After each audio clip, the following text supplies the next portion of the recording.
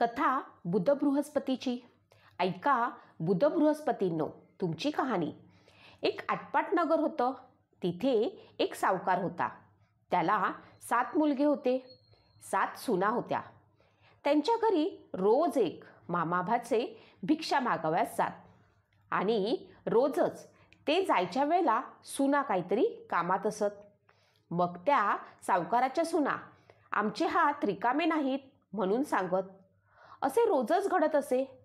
काही काळ गेल्यानंतर सावकाराच्या घरी खरोखरच दारिद्र्य आलं. सर्वांचे हात रिकामे झाले. मामाभाचे पूर्वीप्रमाणे भिक्षेला आले. सर्व सुनांनी सांगितलं, असतं तर दिलं असतं, आमचे हात रिकामे झाले. सर्वात धाकटी सून शहाणी होती. तिनं विचार केला, होतं तेव्हा दिलं नाही, आता काहीच नाही म्हणून देत नाही. ब्राह्मण विनमुख जातात. त्यानंतर त्यांच्या दारी एक ऋषी येतात. तेव्हाही सुना काही भिक्षा नाही म्हणून सांगतात. तेव्हा ते ऋषी सांगतात की हे तुमच्याच कर्माचं फळ आहे. तेव्हा 6 सुना त्याच्यावरती चिडतात. पण सर्वात धाकटी 7वी सून मात्र सर्वांना थांबवते आणि ती त्यांच्या पाया पडते. तिला समजते की हे सर्वज्ञानी आहेत. ती त्यांना सांगू लागली, आम्ही संपन्न होतो तेव्हा आम्ही धर्म केला नाही, ही आमची चुकी आहे. आता आम्ही पूर्वीसारखं होऊ असा काही उपाय सांगा. तेव्हा ते ऋषी म्हणाले, श्रावण मासी दर बुधवारी आणि बृहस्पतिवारी जेवावयास ब्राह्मण सांगावा. आपला पती प्रवासी जाऊन घरी येत नसल्यास दाराच्या पाठीमागं 2 बाहुली काढावी. संपत्ती पाहिजे असल्यास पेटीवर, धान्य पाहिजे असल्यास कोठीवर काढावी. त्यांची मनोभावे पूजा करावी. अतिथींचा सत्कार करावा, म्हणजे इच्छित हेतू पूर्ण होतात. तिने त्यांना नमस्कार केला. तिला आशीर्वाद देऊन ऋषी निघून गेले. ऋषींनी सांगितल्याप्रमाणे ती सर्व पूजापाठ करू लागली. एके दिवशी तिला स्वप्न पडलं, ब्राह्मण जेवित आहेत. मी चांदीच्या भांड्यात तूप वाढते आहे. ही गोष्ट तिनं आपल्या जावांना सांगितली, पण त्यांनी तिची थट्टा केली. इकडे काय चमत्कार, तिचा नवरा प्रवासाला गेला होता. तो एका नगरातून दुसऱ्या नगरात कामासाठी जात असे. तो ज्या नगरात गेला होता त्या नगरचा राजा मरण पावला. त्यानं घरात अशी प्रथा होती की सिंहासनावर दुसरा राजा बसवल्याशिवाय प्रेत दहन करायचं नाही. म्हणून तेथील लोकांनी काय केलं, हत्तीनीच्या सोंडेत माळ दिली व तिला नगरात फिरवली. ज्याच्या गळ्यात ती माळ घालील त्याला राज्याभिषेक होईल अशी दवंडी पिटवली.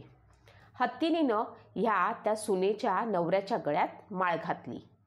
तेव्हा तेथील लोकांनी त्याला हाकलून दिलं. पुन्हा हत्तीन फिरवली, पुन्हा त्याच्याच गळ्यात माळ घातली. याप्रमाणे 3दा झालं.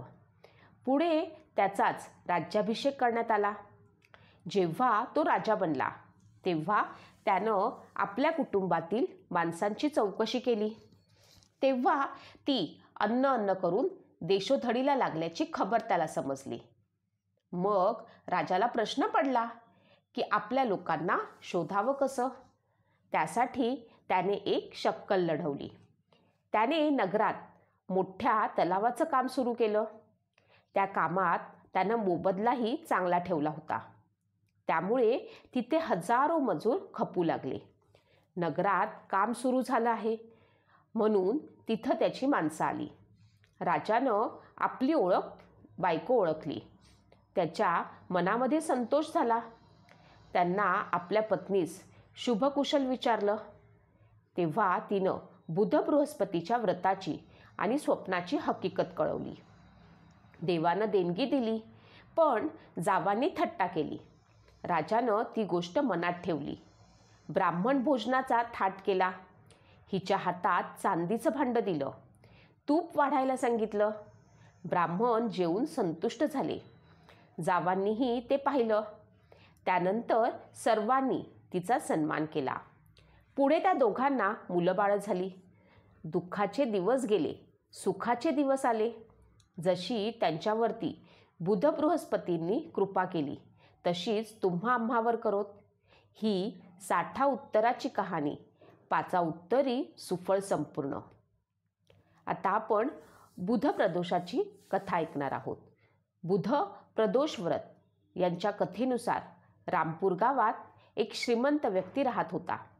त्याचा नुकताच विवाह झाला होता. लग्नाच्या काही दिवसानंतर त्याची पत्नी आपल्या माहेरी गेली. काही दिवसांनी तो माणूस आपल्या बायकोला परत आणण्यासाठी निघाला. बुधवारी जेव्हा तो आपल्या पत्नीसह परत येऊ लागला तेव्हा सासरच्यांनी त्याला रोखण्याचा प्रयत्न केला. बुधवार हा वार निरोप घेण्यासाठी शुभ नाही, पण त्याला ते पटले नाही आणि तो आपल्या पत्नीबरोबर निघून गेला. काही अंतरावर त्याच्या गाडीचे एक चाक तुटले. त्यामुळे तेथून पुढे त्या दोघांनी पायीच प्रवास सुरू केला. काही अंतर पोचल्यावर पत्नीला तहान लागली. तो माणूस लोटा घेऊन पाण्याच्या शोधात गेला. बायको झाडाखाली बसली. थोड्या वेळानं तो माणूस पाणी घेऊन परतला. तेव्हा त्यानं पाहिलं की त्याची बायको एका व्यक्तीशी हसत हसत गप्पा मारत होती आणि त्याच भांड्यातून पाणी घेत होती. त्याला राग आला. जेव्हा तो जवळ आला तेव्हा त्याला आश्चर्य वाटण्याच्या मर्यादा नव्हत्या, कारण त्या माणसाचा चेहरा अगदी त्याच्यासारखाच होता. पत्नीही गोंधळली. त्या दोघांनी भांडणे सुरू केली. त्या माणसाने त्याच्यासारख्याच दिसणाऱ्या त्या दुसऱ्या माणसाला विचारलं, तू कोण आहेस आणि माझ्या बायकोजवळ का बसला आहेस? यावर तो माणूस म्हणाला, मी तिचा नवरा आहे. ही माझी पत्नी आहे. मी माझ्या पत्नीला तिच्या माहेरून घरी घेऊन जात आहे. यावर तो माणूस म्हणाला, तू चोर किंवा फसवणूक करणार आहेस. ही माझी पत्नी आहे. मी तिला झाडाखाली बसवले आणि पाणी आणायला गेलो. तेव्हा तो बहुरूपी म्हणाला, अरे तू खोटं बोलत आहेस. तिला तहान लागल्यावर मी पाणी आणायला गेलो होतो. मी पाणी आणून तिला प्यायला दिलं. आता तू शांतपणे इथून निघून जा, नाहीतर मी शिपायाला बोलावून तुला त्यांच्या ताब्यात देईल. त्यानंतर दोघेही एकमेकांशी भांडायला लागले. हे दोघे भांडताना पाहून तेथे अनेक लोक जमा झाले. शहरातील काही शिपाई तेथे आले आणि त्यांनी दोघांना पकडून राजाकडे नेले. संपूर्ण कथा ऐकून राजा काही निर्णय घेऊ शकला नाही आणि त्याच्या पत्नीला देखील तिचा खरा नवरा कोण हे ओळखता येत नव्हते. त्यामुळे राजांनी दोघांनाही तुरुंगात टाकण्यास सांगितले. त्यामुळे त्या स्त्रीचा खरा नवरा घाबरला. तेवढ्यात आकाशवाणी झाली, तू तुझ्या पत्नीच्या आईवडिलांचे ऐकले नाहीस. बुधवारी सासरहून निघून गेलास. हे सर्व बुधदेवाच्या कोपामुळे घडत आहे. त्यानंतर त्याला आपली चूक कळली आणि त्याने बुधदेवाची प्रार्थना करत क्षमा मागितली. मी भविष्यात असे कधीच करणार नाही. मी नेहमी बुधवारी तुमचा उपवास करीन असे म्हणाला. त्याची प्रार्थना पूर्ण होताच ती दुसरा माणूस गायब झाला. हा सर्व चमत्कार पाहून राजा आणि इतर लोक देखील आश्चर्यचकित झाले. राजाने पती पत्नीस निरोप दिला. त्यानंतर काही अंतर गेल्यावर त्या माणसाला त्याची बैलगाडी दिसली आणि त्याचं चाकही जोडलं गेलं होतं. दोघंही बैलगाडीत बसून आपल्या घराच्या दिशेने निघाले. त्या दिवसापासून पती पत्नीने नियमानुसार बुध त्रयोदशीला प्रदोष उपोषण करण्यास सुरुवात केली. म्हणूनच प्रत्येक व्यक्तीनं बुध त्रयोदशी व्रत करावे. व्रताच्या प्रभावामुळे जीवनातील दुःख दारिद्र्य दूर होऊन सुख समृद्धी नांदू लागते. स्त्री पुरुषांनी बुधवारी उपवास करून व्रतकथा वाचल्यास व्यक्तीचे सर्व संकट दूर होतात. हा बुध बृहस्पतीचा वार आणि पंढरपूरच्या विठोबाचा आणि देवी लक्ष्मीचा वार समजला जातो.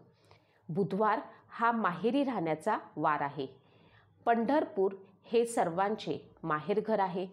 म्हणूनच बुधवार हा विठोबाचा वार समजला जातो.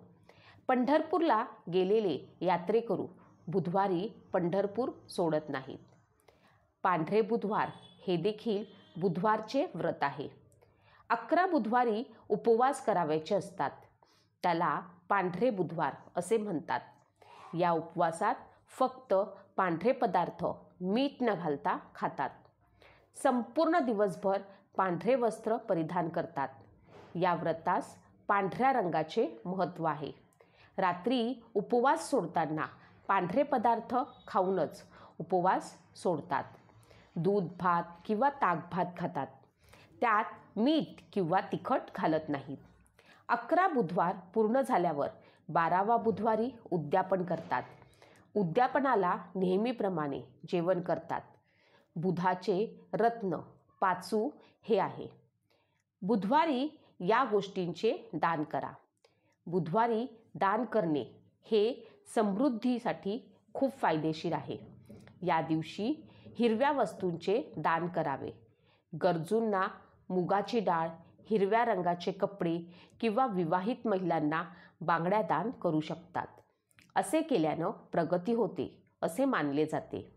संकटापासून मुक्ती मिळवण्यासाठी वर्षातून एकदा तरी बुधवारी आपल्या वजनाइतके गवत गौशालेमध्ये दान करावे.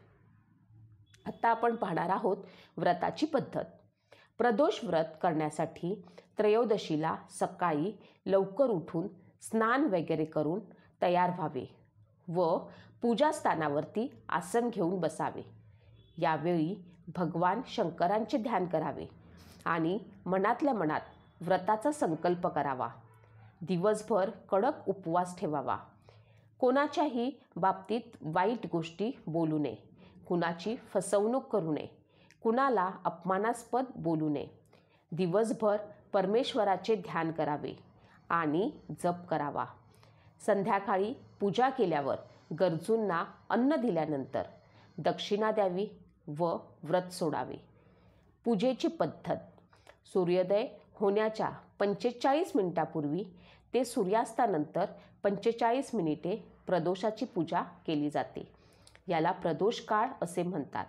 यावेळी स्नान करून पूजेसाठी बसावे. महादेव व माता पार्वती यांना चंदन, फूल, अक्षत, धूप, दीप, दक्षिणा, नैवेद्य अर्पण करावा. महिलांनी माता पार्वतीला लाल चुनरी व सौभाग्याच्या वस्तू अर्पण केल्यास ते शुभ मानले जाते. यानंतर मंत्राचा जप करा.